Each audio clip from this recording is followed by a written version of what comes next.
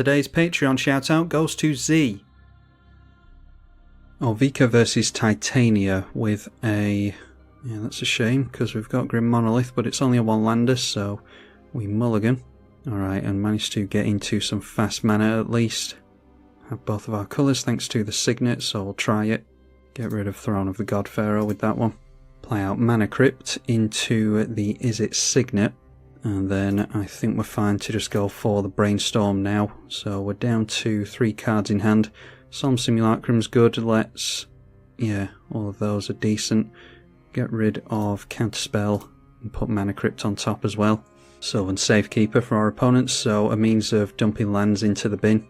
And we draw into the Mana Drain, of course. I think I'm okay shuffling away the Counterspell that's on top for the sake of actually making our lands, so we'll drop a Solemn Simulacrum for a basic island. A turn 2 Sylvan Library for our opponent. There's an Inventor's Fair as well, so pretty good start from our opponent. I don't know if it's going to be quite as good as us though, although we are going to run out of cards quite quickly here. Alright, there's the Grim Monolith, so having a decent chunk of luck here. I think it's just the Seething Song though into our commander.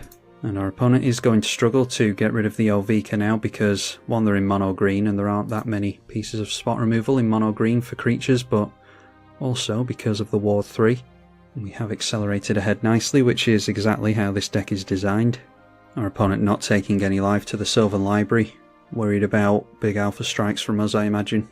Taking life to the Ancient Tomb though. And there is a Reap and Sow, so searching for a land and putting it onto the battlefield.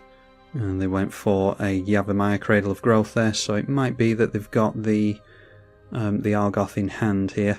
But it's going to take them quite a while to set that up anyway, and I don't know if they've got the time to do it. We draw into a Steam Vents, so let's go for the Heraldic Banner. And we'll name red with that, make some red Phyrexian Goblins. And then we'll slam down the Steam Vent, shock that in so that we can still hold up our counter magic. Might as well get some more goblins in the Grim Monolith and really start piling on damage here. So we're in a pretty glass cannon situation here. It's just lucky that we're up against a green player that isn't likely to do a lot about this. So we just turn everything in sideways, deal a big chunk of damage to our opponent, and it's likely that we get rid of them next turn. Alright, a Glacial Chasm into play. That's pretty good play by my opponent. So that's going to stop us dead in our tracks here. Sacrificing a forest and tapping that thing down for mana as well, which they can thanks to the Yavimaya.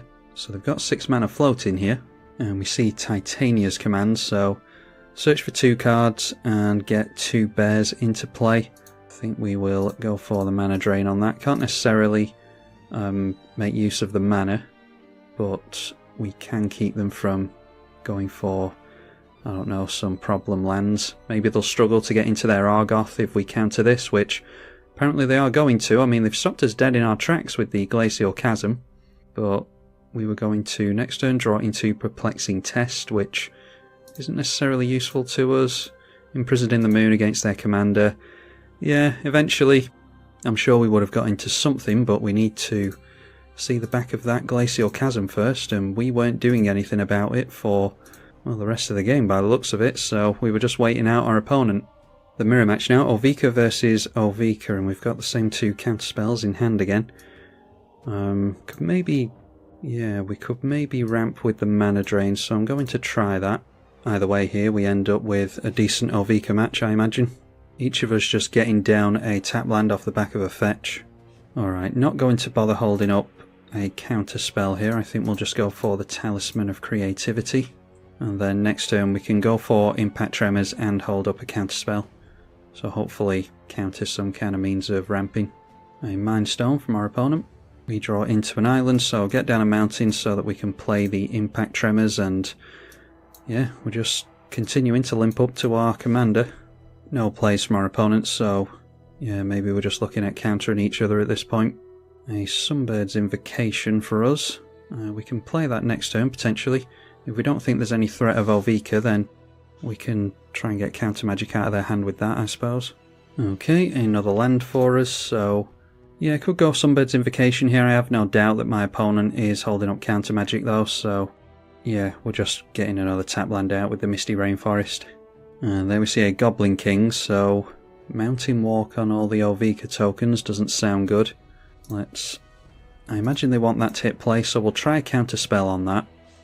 And they might counter the counter spell. Nope. So it might be that they've only got one counter in hand and they're saving it for our commander. Okay, Wayfarer's Bauble gives us something to do, so be better to hold up the Sunbird's Invocation with counter magic if we haven't played the counter magic yet. Which we can't do at the moment. So yeah, it is just Wayfarer's Bauble for us, and we'll continue to ramp. Either get down Ovika or Sunbirds and hold up the mana drain, hopefully. Alright, and our opponent cracks first, so it is Ovika being cast here. And we will go for our, unfortunately for our opponent, the mana drain. Might be that they've got a Force of Will or something, but we do manage to successfully counter the Ovika. And then we'll crack the Wayfarer's Bauble as well. Okay, so we just draw into a land.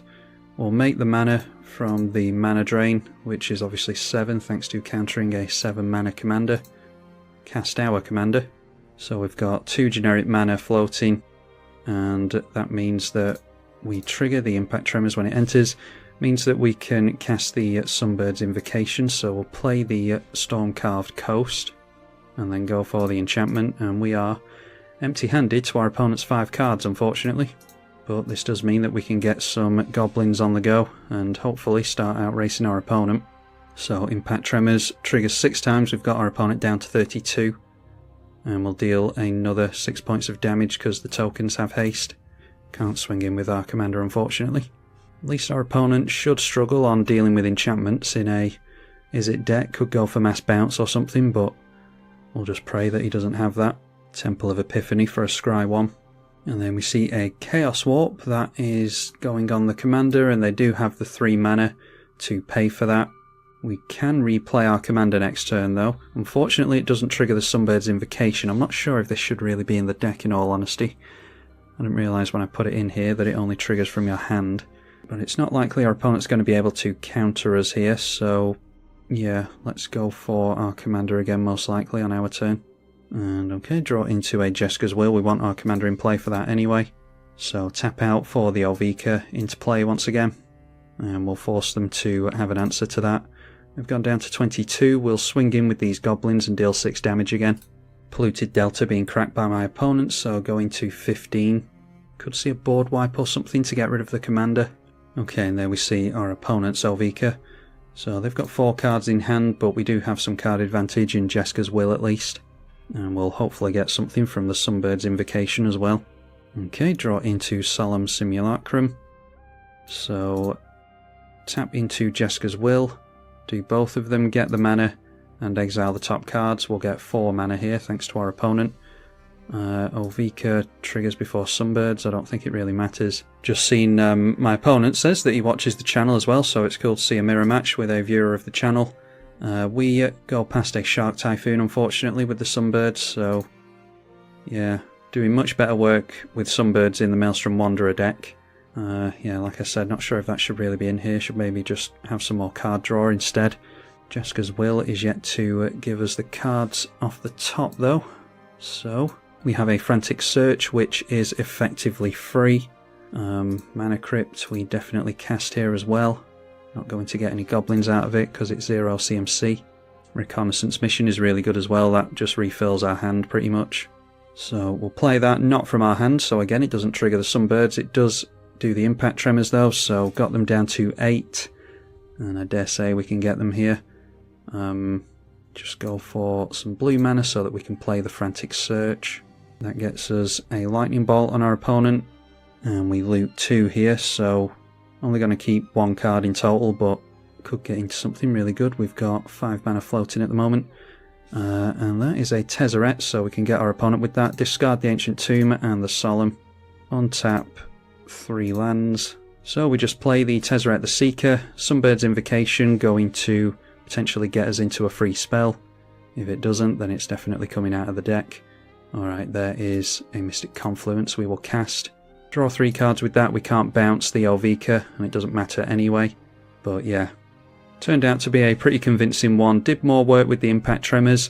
The Sunbird's Invocation, pretty disappointing there to be honest, but yeah, it turned out to be pretty commanding. We were drawing into a decent chunk of cards during that turn. and that would have got us back into the game even if we hadn't won it there. So it's a good game to my opponent. Thank you for watching the channel, and I will see you all in the next one, I hope. I'm tribalkai. Thank you for watching.